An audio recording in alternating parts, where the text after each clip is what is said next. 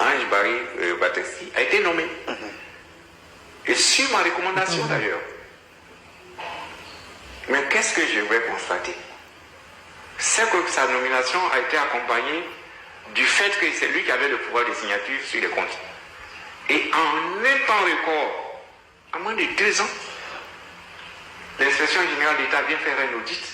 Il y a près de 4 milliards qui sont partis. Alors j'ai dit, ah non, il ne peut pas rester. Il ne peut pas rester. Vous l'avez suspendu aussi. Ah oui, je l'ai suspendu.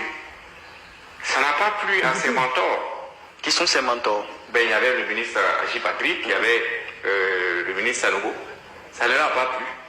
Et donc, ils ont recommandé au président de la République de nous suspendre tous les deux. Vous leur en voulez ces mentors, le Premier ministre Patrick Hachi, le ministre Sanogo? Non, je ne leur en veux Sanogo. pas, mais seulement ce que j'ai fait remarquer, c'est que quelqu'un qui dit aux voleurs, on dit non, vous deux, puisque toi tu as crié aux voleurs, on vous suspend.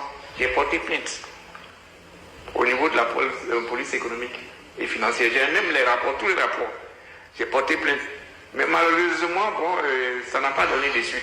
Pour vous, c'est une caution à la corruption, à la mauvaise gouvernance? Je considère que quand les gens ont volé et qu'on a les preuves palpables et qu'on ne les traduit pas en justice, c'est comme si on encourageait la corruption. Alors, le gouvernement Patrick Hachi d'alors était un gouvernement corrompu? Non, je n'ai pas dit que c'était un gouvernement corrompu, mais ils n'ont pas posé les bons actes. Ils n'ont pas posé les bons actes par rapport aux gens qui étaient corrompus. Ça, je le maintiens, j'en ai les preuves, et j'ai dit que ça, je ne peux pas le supporter. Le président Alassane Ouattara ne peut pas décider de lutter de manière énergique contre la corruption, et puis quelqu'un qui découvre que un de ses collaborateurs ou bien un de ses agents a volé, qu'on dise non, lui il faut le maintenir. Ça, moi je ne suis pas d'accord. Est-ce que vous avez l'impression qu'il y a au RHDP certains qui travaillent contre le président Ouattara, qui travaillent à salir sa réputation? Tous ceux qui se mettent dans la corruption salissent l'image du président Alassane Ouattara. Je peux vous dire, franchement, que cette affaire de corruption, c'est ça qui ternit un peu notre image. Quand vous dites notre, vous parlez du RHDP? Du RHDP. Écoute, le ministre Zorobi Epifan, il a annoncé, c'est près de 1200 milliards, et voire même peut-être 1400 milliards, qui sont liés à la corruption chaque année en Côte d'Ivoire. Imaginez ce que cela veut dire. 1400 milliards de francs CFA. Ça veut dire pratiquement le 10e de notre budget qui va dans le domaine de la corruption. On ne peut pas continuer. Mais ce que vous dites, c'est tellement intéressant. Quand vous dites que c'est la corruption qui ternit notre image, c'est-à-dire le RHDP, ça dit que plus de 10 ans, le RHDP a échoué à lutter contre la corruption. C'est un échec à ce niveau-là. Le président Alassane Ouattara a posé des grands actes pour lutter contre la corruption. D'abord, il a fait, je me souviens encore qu'il a eu un conseil des ministres où il a annoncé les grandes mesures pour lutter contre la corruption. Il a créé des institutions. Mais c'est les individus qui sont à certaines responsabilités qui posent des actes qui nuisent au président. Le président Alassane Ouattara ne peut pas descendre dans la gestion des EPN, dans la gestion des sociétés d'État. Il ne peut pas descendre là-bas. Mais si nous-mêmes, à qui il a fait confiance, nous ne sommes pas capables d'avoir un comportement moral vis-à-vis de ça, mais ça pose problème. Ça pose problème. Ce qui fait que, attends, il n'y a pas une semaine où les gens ne parlent pas de corruption ici, corruption sur les passeports, corruption à la police, corruption à la justice, corruption au transport, ainsi de suite. Il n'y a pas une semaine où on ne parle pas de ça. Ça veut dire que quelque part, nous sommes en train de creuser nous-mêmes le trou de notre bonne gouvernance. Et ça, ce n'est pas bon. C'est pour ça que j'encourage le ministre Zorobi Epifan dans son action pour qu'il continue et que mon souhait, c'est que la justice, une fois que ces cas-là sont avérés, que la justice joue son rôle. Vous venez d'écouter Noël Nguessa, le Adama Nantor du Mouton Club, du RDR unifié RHDP.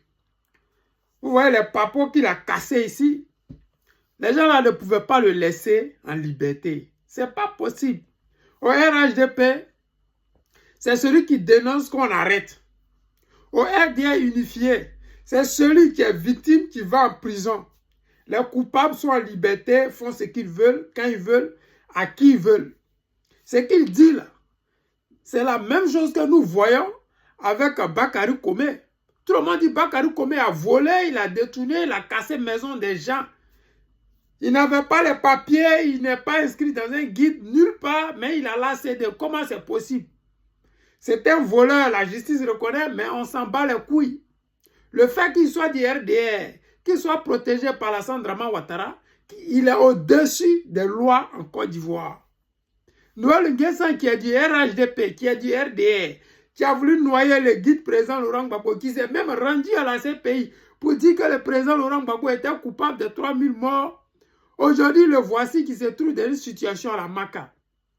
Parce que simplement, il a dit que les gens que Ouattara nomme là, c'est des voleurs.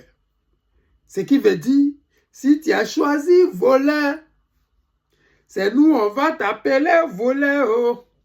Cette chanson-là, vous vous rappelez bien. Si Ouattara, autour de lui, il n'y a que des voleurs, c'est que Ouattara lui-même, c'est un voleur. Si les voleurs dénoncés ne vont pas en prison et que c'est ceux qui dénoncent ces voleurs qui vont en prison, c'est que Ouattara lui-même, il touche l'argent de ce vol-là. Parce qu'on se rappelle très bien, Adama Bitogo, avec son entreprise, là, il y avait des découvertes de combien de milliards. Adama Bitogo est toujours au RHDP, il est toujours au RDA unifié et il est toujours autour de Draman Ouattara. Cissé Bakongo a détourné plus de 100 milliards pour la construction de l'université de Abobo Adjamé. Il est toujours là, il est même l'homme le plus dur, le plus fort du RHDP dans la Sandraman Ouattara.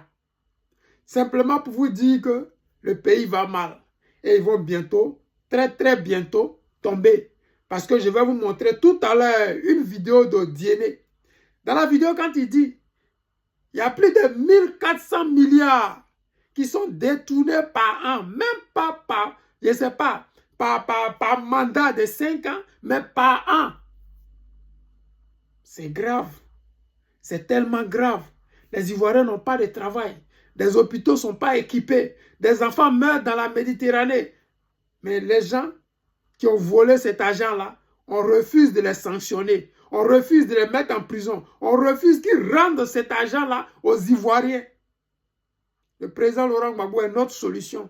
La solution de la Côte d'Ivoire. est la solution de mettre fin à cette dictature, cette forfaiture qui a déjà trop duré. Les amis, c'était le président Lothar, l'ami des dirigeants qui se respectent. Je vous aime et je vous dis à tout à l'heure.